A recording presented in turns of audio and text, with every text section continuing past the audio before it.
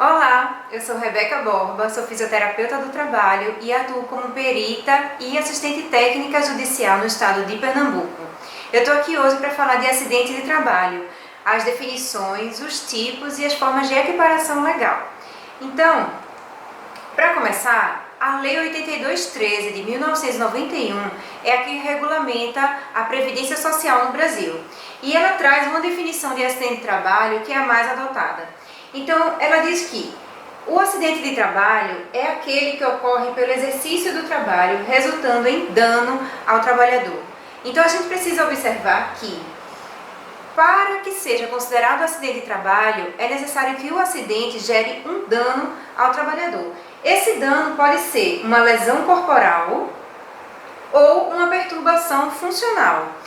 E este dano tem que causar ou a morte ou a perda ou redução permanente ou temporária da capacidade para o trabalho.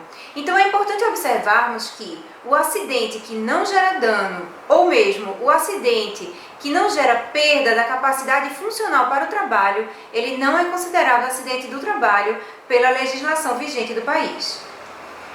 Então, para sua caracterização, é necessário que haja uma relação entre o acidente sofrido e as atividades laborais.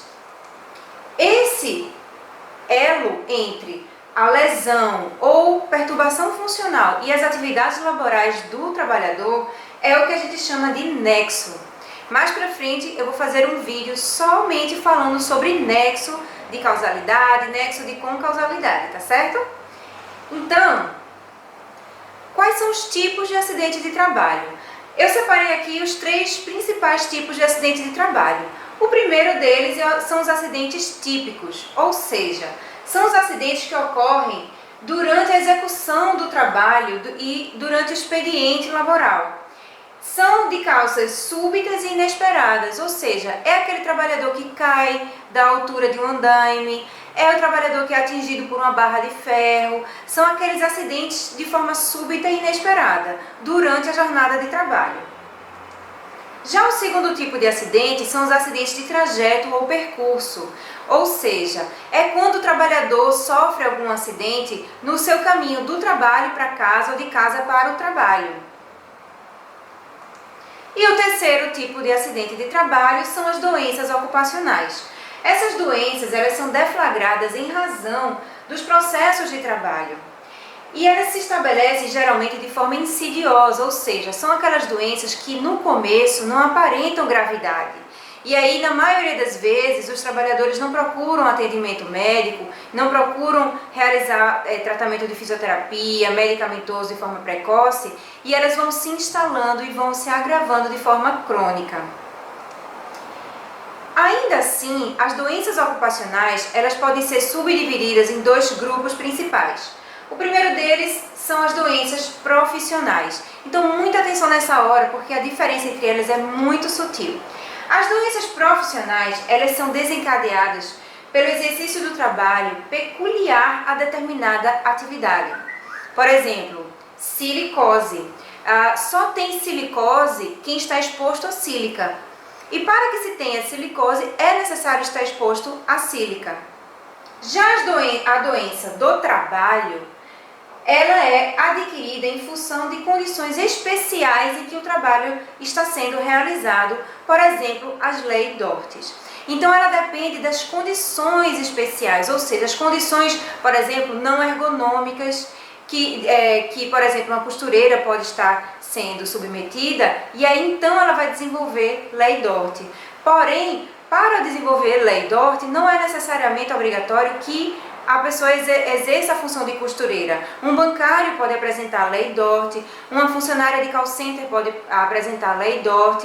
Ou seja, o desenvolvimento dessa doença está muito mais relacionado com a forma em que o trabalho está sendo realizado, ou seja, condições ergonômicas inadequadas, jornadas excessivas de trabalho, dentre outros fatores. Outro exemplo de doença do trabalho são as perdas auditivas decorrentes de ruído excessivo no ambiente laboral. Mais uma vez, as condições do trabalho, ou seja, de ruído excessivo, é que ocasiona o adoecimento, no caso, a perda auditiva.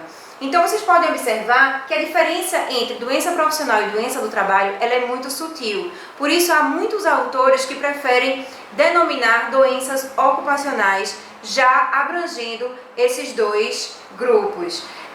No site, no www.unapcursos.com, esse que está o link aqui embaixo, vocês vão encontrar um artigo escrito sobre acidente de trabalho, em que nele é possível se ter acesso à lista da Previdência Social e do Ministério da Saúde acerca de todas as doenças consideradas como ocupacionais do Brasil.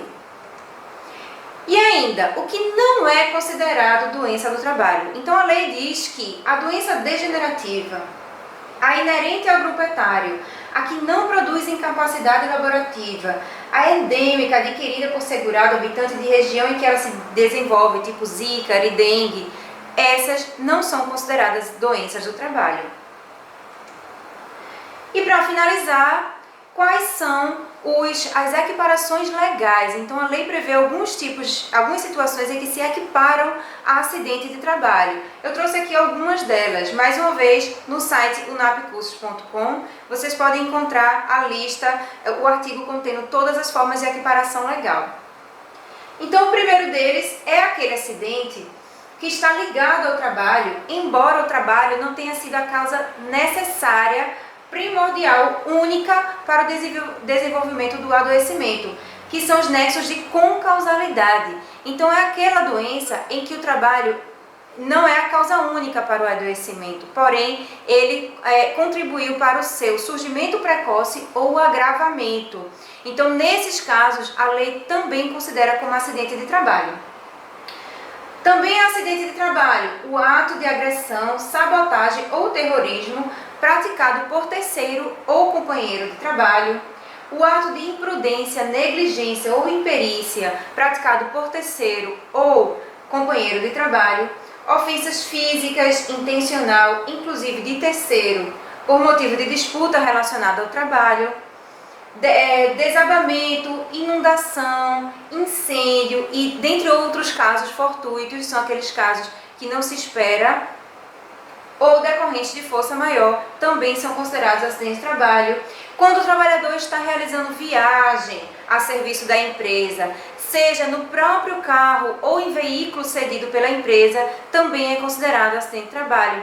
E a lei também prevê algo muito importante a ser observado, que o trabalhador, durante o seu período de descanso, ou seja, hora de alimentação, intervalo, ou mesmo quando o trabalhador está ausente do ambiente laboral propriamente, está no banheiro ou satisfazendo qualquer que seja as necessidades fisiológicas, ele se encontra em exercício do trabalho. Portanto, se algo acontecer, será também considerado acidente de trabalho, desculpe.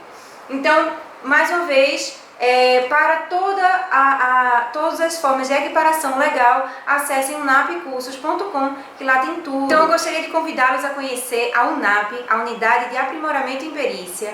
Nós estaremos realizando cursos em 4 cidades ainda nesse ano 2016. São cursos de formação completa em perícia e assistência técnica judicial para fisioterapeutas.